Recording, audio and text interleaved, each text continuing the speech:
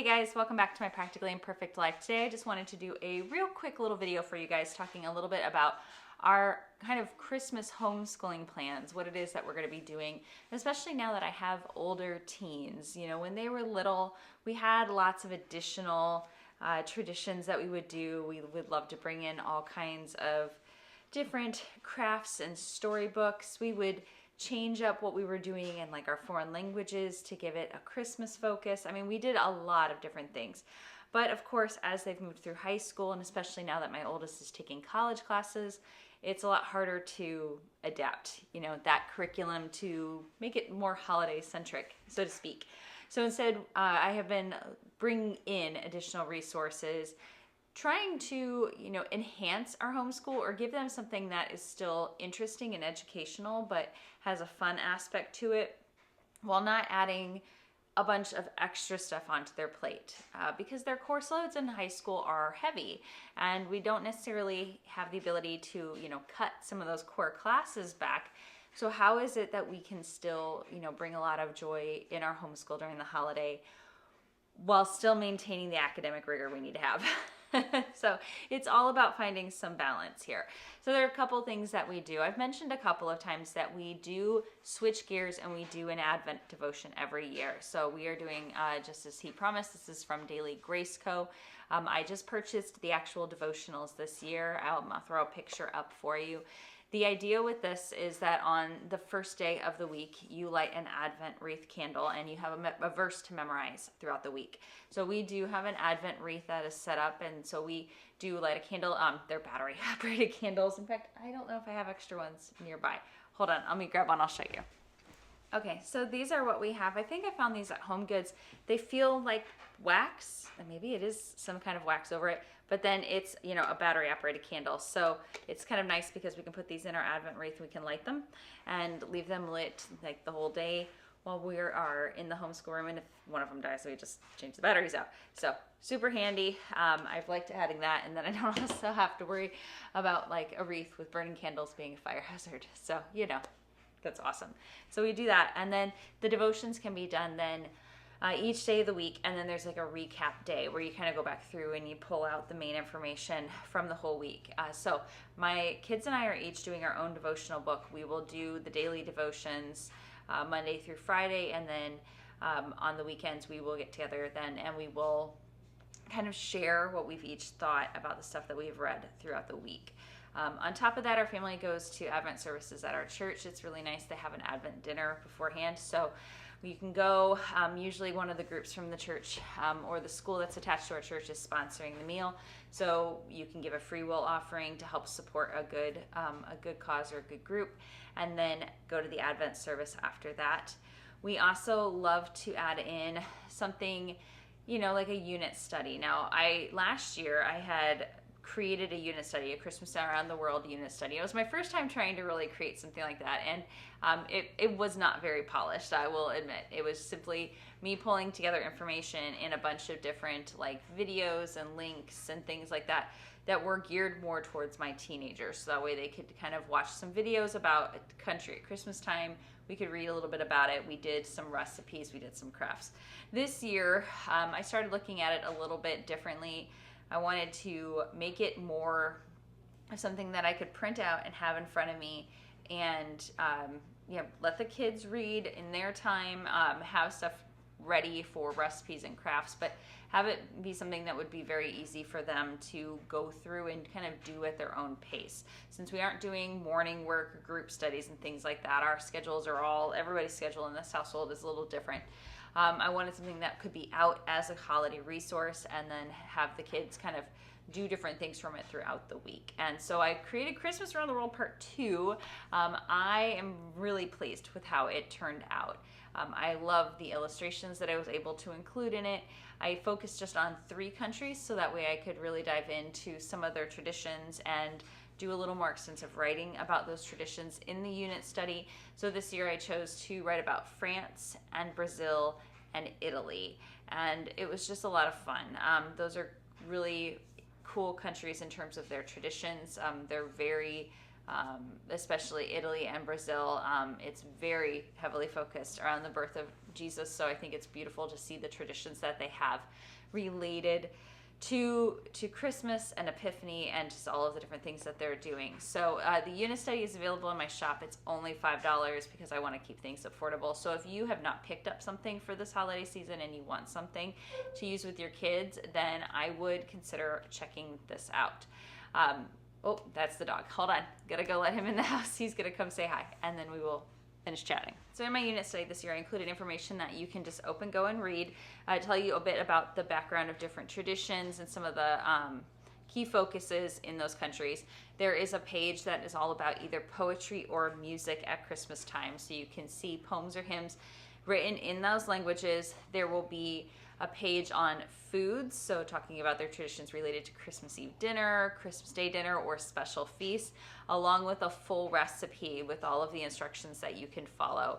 There are craft pages in there with ideas on how you can adjust crafts for different age groups, because I know that a lot of people have kids who in a span of ages, and you don't necessarily want to have something different for every age range. So how is it that we can do a craft, but how can we adapt it down for our youngest students, or have it something that our teens will enjoy to do? So, oh, Kurt's saying hi. So you can take a look at that and see all of those different options in there for you. So I was just, like I said, really pleased with how it turned out. Oh, you can see his tail wagging. Buddy, you gotta get him out of there. So go lay down. Go lay down. I know. He's gonna sit, just so you know, he's like right here in front of me, and he's probably gonna stay here the rest of the time because he thinks he's on camera. He doesn't realize that he's not on camera. So he wants to be a star.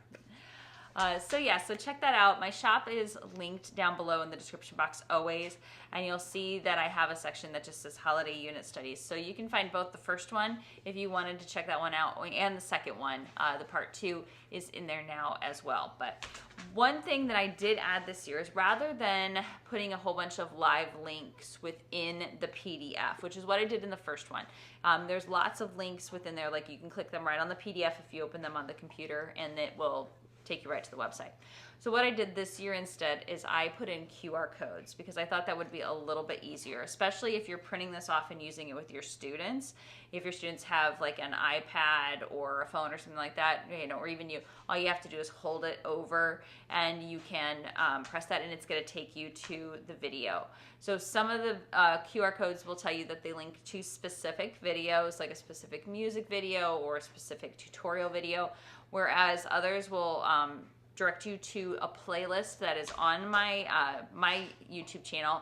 It's a public playlist. It says Christmas Around the World Part 2, and it has a bunch of videos such as music and background information on different traditions, tours of different places in these countries at Christmas time.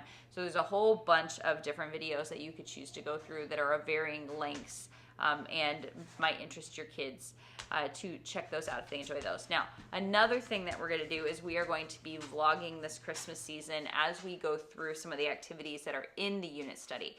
So, for example, all of the recipes that I make mention of in there, there's 3 recipes that are spelled out, like step by step, and all the ingredients in the unit study. We're going to be making those, and we're going to film as we make those. So we're going to kind of do like a little bit of a video tutorial. So if you're reading that recipe and you're like, I'd really like to see somebody make this, you can watch us try to do it and see how it goes. We're also going to make the different crafts, and so we'll show those and how all of those turn out for you as well. So I think I've even convinced some of my kids to help me make the younger kid versions of crafts too, so that way we can show you what those look like when you put them all together. So we're just going to be kind of adding those to the video playlist. And so if you maybe you've already picked up something for this year and you want to grab this just to have kind of on the back burner for next year, feel free to grab it, and then just know that that playlist will always be up, so those videos will be available anytime that you need to use it. Now, other than adding in the unit study and changing up our devotion, I don't really add anything extra into the homeschool, like what the kids are doing, because again, I can't really cut back on their core subjects. They need to stay on pace with those, but sometimes on the electives, we'll scale back a little bit. Now, with their practical life skills course, the course that I wrote that they're doing this semester. In fact, the final project, like the big final project, is to host a dinner party. And so it kind of works out rather nicely because we do a lot of hosting at Christmas time. We host parties for coworkers. We have family gatherings and things like that. So I'm actually gonna, very reluctantly, because I'm such a control freak, I'm going to hand over the planning of one of those Christmas events to my kids as their final project for their life skills course. So we'll see how that goes. I have total confidence in them, though. They'll do a fantastic job. So they will be helping to plan at least one of the dinner parties that we have during the holiday season. And that is one of the two big final projects that kind of wraps up their life skills course, to take everything that they've learned so far and then put it all together. So they'll be doing that as a part. I guess that's kind of combining Christmas a little bit with their course, but it was already an assignment in the course, so we're doing that.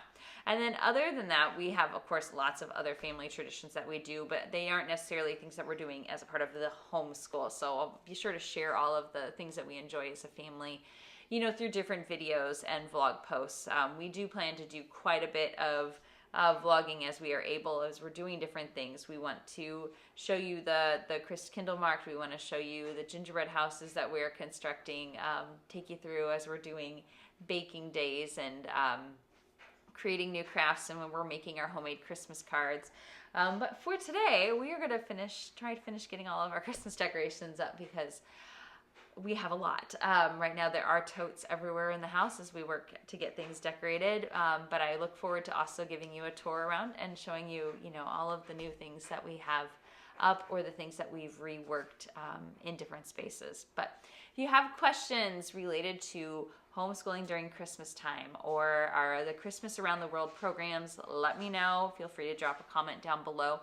Be sure to follow the link in the description box if you would like to pick up a copy of that unit study for yourself. I think you will enjoy it. I had a really fun time putting it together, and I'm really pleased with how it turned out. So hopefully it is just another resource you can add and have for your homeschool to enjoy. Thank you so much for joining me for today's video, everybody. Merry Christmas and happy homeschooling.